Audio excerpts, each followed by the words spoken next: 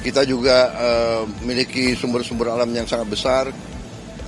Aneh kita berbicara ya, Presiden Lula dan saya mengatakan aneh hubungan dagang kita masih relatif kecil. Jadi ini kita ingin tingkatkan. Terima kasih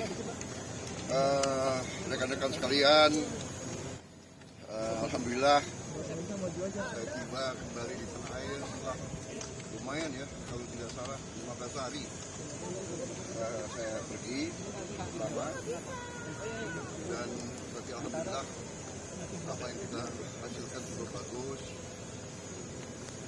Saya hadir di BRICS di Rio de Janeiro, kemudian sebelumnya saya kunjungan kenegaraan ke Arab Saudi, ketemu pimpinan Arab Saudi, putra mahkota, Perdana Menteri dan pimpinannya sangat bagus, hasilnya produktif. Anda sendiri dengar pengumuman mereka ya, bukan pengumuman kita, pengumuman mereka. Mereka juga menilai sangat berhasil. Banyak kemajuan yang kita capai di beberapa bidang. Mereka tingkatkan investasi di Indonesia. Kemudian saya juga membahas, saya mengajukan bahwa Indonesia ingin membangun perkampungan haji yang permanen di situ. Secara prinsip mereka tidak keberatan, tapi tentunya akan dilakukan persiapan-persiapan perencanaan teknis. Saya sudah diberitahu rencana-rencananya, mudah-mudahan lancar. Di beberapa bidang kita juga sangat erat kerjasama dengan Arab Saudi, dengan negara-negara saudara-saudara kita di Timur Tengah, Mesir, Arab Saudi, Emirat Arab, Qatar, Yordan, sangat-sangat sinkron kita. Kemudian BRICS tentunya kita juga diterima sebagai anggota. Sesudah itu saya kunjungan resmi ke Republik Federasi Brazil ya, diterima Presiden Lula dengan baik. Brazil dan Indonesia sama-sama negara sangat besar, memiliki hutan tropis yang sangat besar, bisa dikatakan paru-paru dunia. Kita juga memiliki sumber-sumber alam yang sangat besar. Aneh kita berbicara ya, Presiden Lula dan saya mengatakan aneh hubungan dagang kita masih relatif kecil. Jadi ini kita ingin tingkatkan. Yang di Inggris saya ketemu beberapa pejabat secara informal, tapi kita lobby, kita bahas soal Gaza, soal Ukraina dan sebagainya. Kemudian saya hadir di Brussels, di Uni Eropa. Itu ada terobosan luar biasa. Setelah 10 tahun perundingan alot, akhirnya kita mencapai kesepakatan Indonesia dan Uni Eropa akan masuk ke dalam apa yang disebut CEPA, Comprehensive Economic Partnership Agreement, yang itu sama dengan Free Trade Agreement. Jadi barang-barang kita bisa masuk Uni Eropa 0% tarif, mereka juga. Jadi kita sangat inilah ada hubungan simbiosis. Mereka punya teknologi yang bagus, punya sains, punya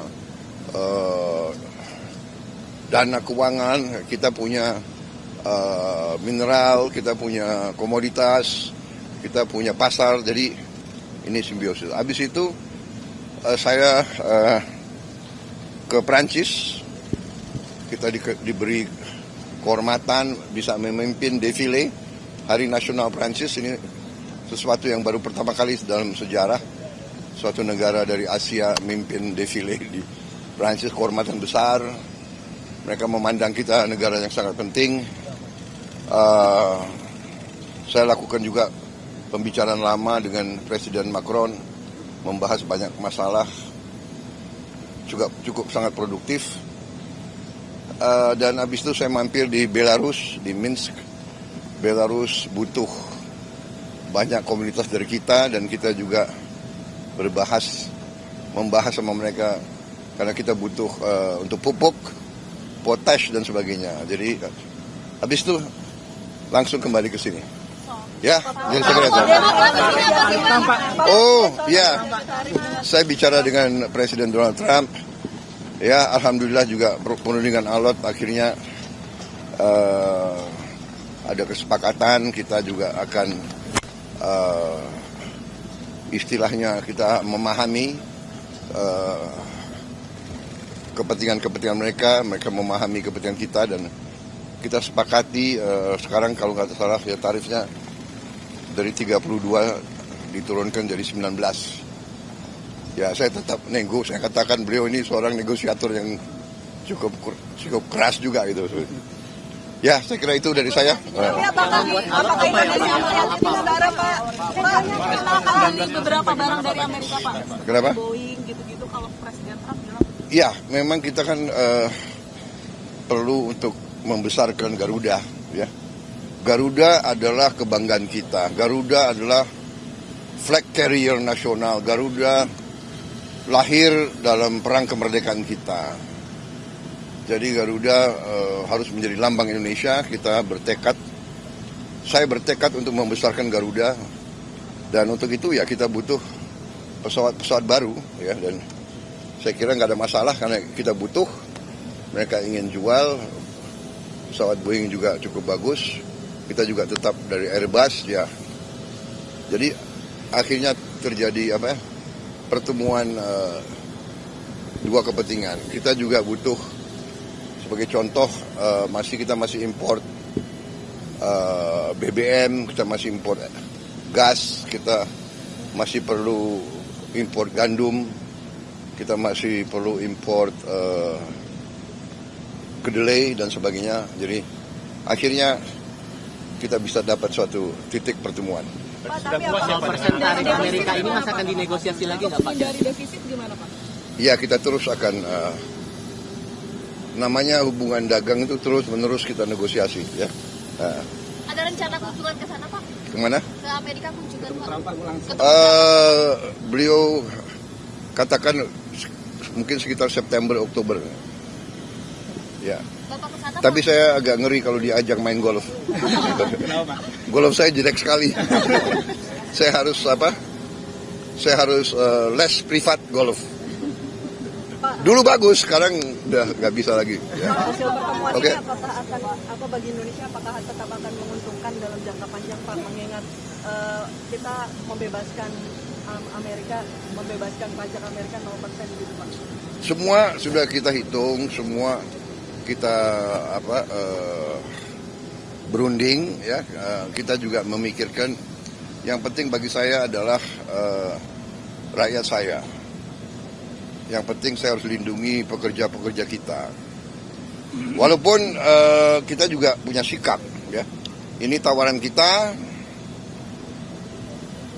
nggak mampu memberi lebih. Tapi yang penting bagi saya pekerja-pekerja kita aman, dan saya sangat optimis ekonomi kita dalam kondisi yang kuat, kondisinya bagus, ya kan. Jadi apapun terjadi kita akan kuat. Terima kasih. Kenapa? Ya kalau puas ya 0%. Oke.